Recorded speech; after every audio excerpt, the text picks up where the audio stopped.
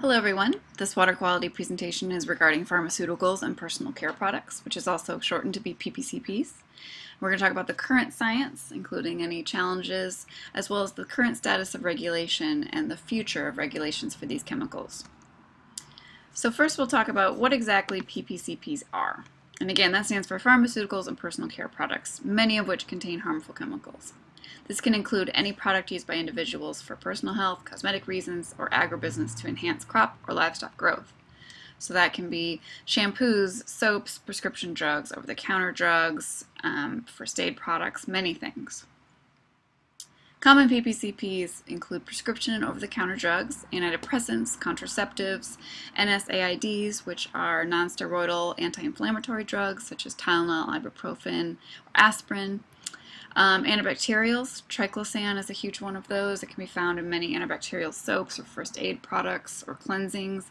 Phthalates, which are plasticizers that make the plastic more moldable and pliable, so anytime you squeeze a bottle, that's phthalates at work. Those phthalates leach into the personal care products themselves, such as shampoo or soap, and are washed into the system with them. BPA, which is found in bottles and coatings of cans, is another plasticizer and liner that leaches into the product. And again, these are ubiquitous. They're found in nearly everything you use on an everyday basis. Contributing PPCP sources. So they're prevalent in everyday life and are commonly found and contributed into waterways through many sources.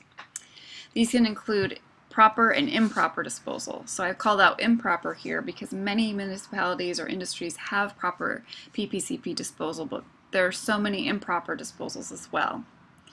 And this can be, dumping pills down the toilet or pouring out chemicals, old cleaning products and things like that into the system in the sink or the toilet.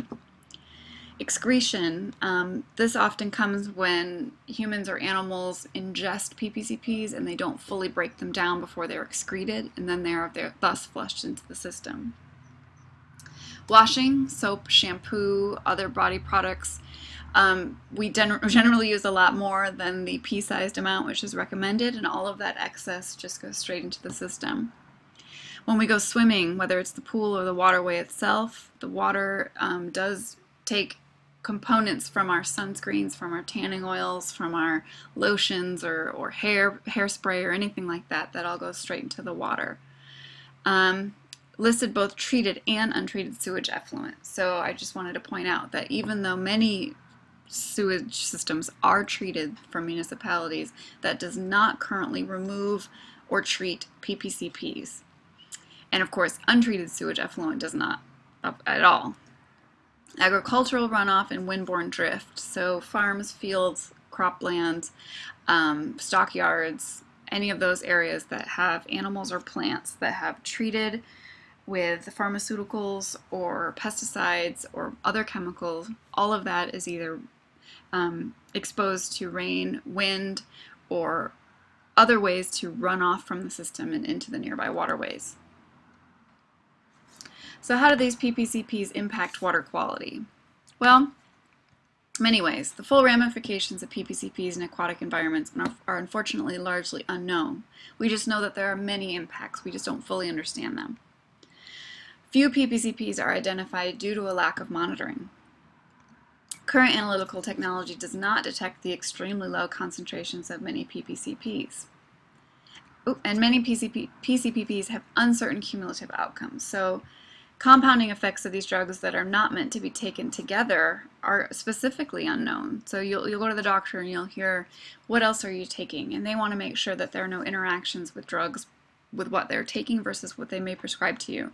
And that is also true in the environment. We don't know how these cumulative outcomes, especially in compounding effects of drugs that are interacting in the environment, we don't know what those outcomes may be or what the impact on the water quality is to the full effect. Accumulation of these chemicals as they move downstream is also a big issue, especially in heavily populated areas where there's so much of this gray water or excretion happening. Concentrations may vary greatly in these areas, and that may also have an impact on how they impact the water quality or impact each other. So how do PPCPs impact human health? Well, there are several concerns. One is unintended human exposure. So humans that are not taking prescription drugs, or they are not applying sunscreens, or they are not wearing makeup, they may still come in contact with these PPCPs unintentionally. And they may have the added effect of being bound to non-target receptors. So this means whatever a drug is designed for, that drug may actually be affecting a non-target receptor in a different person that doesn't have that ailment. So this may have a known or a unknown outcome, but either way, we're just not fully sure what's happening there. There's just so many drugs in the environment interacting with us, with animals, with the environment, with each other, and creating these effects that we're not sure of quite yet. These cumulative behaviors are a concern, though. A myriad of drugs in the system is not what you want to be exposed to from a human health capacity. And not only are there chronic and acute exposures, but also just continual lifelong exposures of both types that have impacts that we may not fully understand yet. So how do the PPCPs impact the environment? Here's a fish with a gas mask, which of course is what we do not want. Additional concerns here are that aquatic exposures are almost always continuous, and this is because while humans may take a dip in the waterway or expose themselves sometimes to what's already in the environment, these aquatic exposures they don't go anywhere. Different chemicals react in different ways, of course, but for the most part, these persistent chemicals they stay there, or they compound. And there may be impacts, again, on non-target organisms or non-target receptors that we certainly don't want and didn't foresee. There's already so many current observable changes, including the impacts of antidepressants in birth control on aquatic organisms. Specifically fish, there can be a negative impact on their reproduction. They're just simply not reproducing or not having sexual activity as much. And even when they do, the gender outcomes may be skewed. So there may be way more females than males in the offspring than there should be. And of course that compounds of the effect for the next generation. If there's half as many females or half as many males, that is exacerbated as the generations go on. So what about the regulations? Why aren't we regulating these chemicals to make it safer for us in the aquatic environment? Well, the United States EPA issued a mission statement. They want to protect and restore waters to ensure that drinking water is safe and sustainably managed, and that aquatic ecosystems sustain fish, plants, wildlife, and other biota, as well as economic, recreational, and subsistence activities. That's a very large and encompassing statement.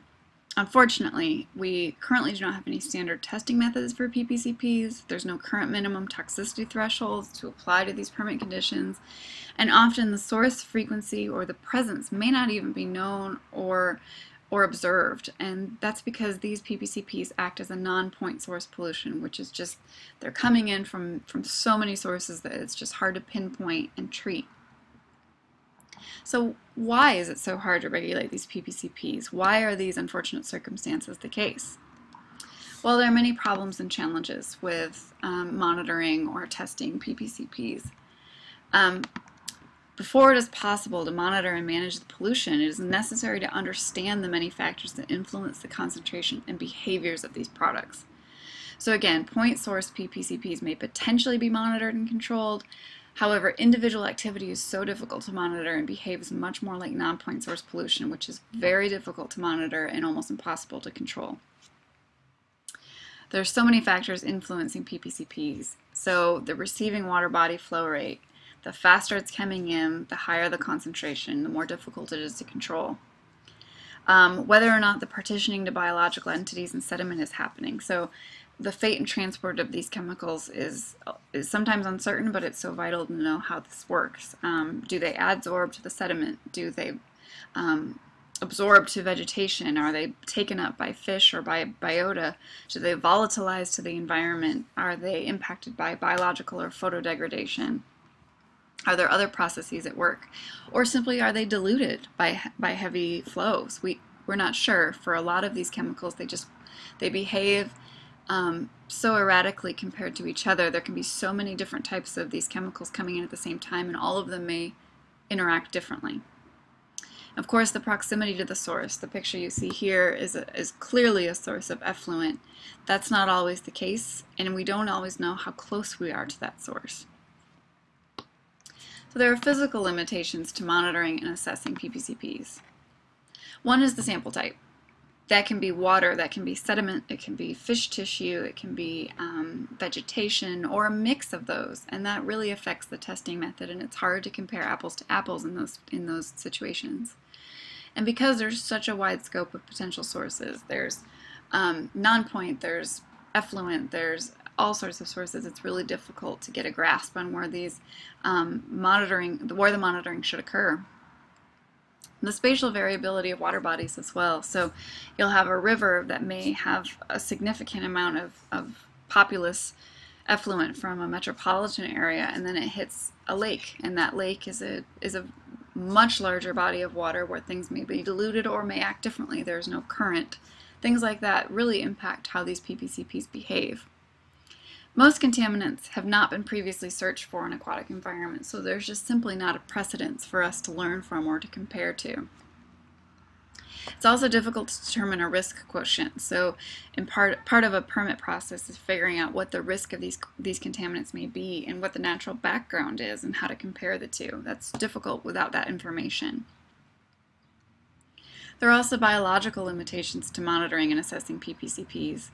As you can see in this comic, there's usually so many interactions and so many side effects to these medicines that it also often seems there's more than just the ailment themselves that they're supposed to be treating.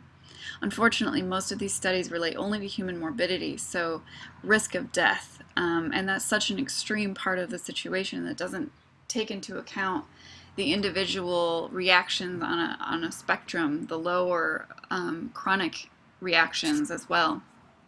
And between all of these aquatic and terrestrial species, they may react differently, and within these species, each individual may react differently, and this considerable variation makes it really hard to monitor and assess the chemicals when there's such a wide variety of reaction.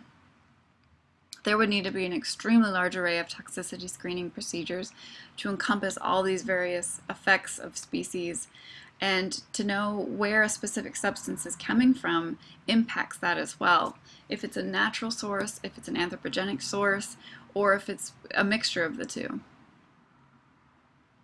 So what is being done to keep us safe? What is being done to establish PPCP regulations? Well, in order to evaluate these chemicals, EPA has to start somewhere, and they've developed a strategy which is in the process. They hope to strengthen the science to determine and detect these chemicals. They hope to improve public outreach by letting people know about the chemicals that they're using every day and how to properly dispose of them. They're hoping to build partnerships with industries for the same reasons. And they hope to prepare future regulatory action as compliance enforcement. You'll see the Simpsons character with three eyes, this fish, and unfortunately that has happened in real life. So we want to try to, get as many regulations in place as we can that can stop some of these interactions from happening. And the EPA has put together the CCL3 list, which is the third contaminant candidate list. And they will determine if legislation is necessary and can be applied to these contaminants. So PPCPs are candidates for this list. Currently, there are over 116 candidates on the CCL3 list with 104 chemicals and 12 microbiological contaminants. And these can include many PPCPs, including these listed here, which are known to cause harm. Because this is just wrong in a three-eyed piglet. So we want to stop the water pollution by stopping these particular candidate chemicals. So the future of the regulation, unfortunately there just aren't any right now, but the EPA has identified health concerns, exposure limits, and the likelihood of public exposure, and they will publish prospective limits under the Safe Drinking Water Act. Every 5 years they're going to reevaluate this list, revise as needed, and determine which methods will work for these various chemicals that are deemed unsafe. So we're working for clean water. Thank you to Erica, Megan, and Sarah who helped me with this contribution. I'm Jen Schmitz. I recorded, compiled, and edited the final presentation. Here are references if you are interested. Thank you so much.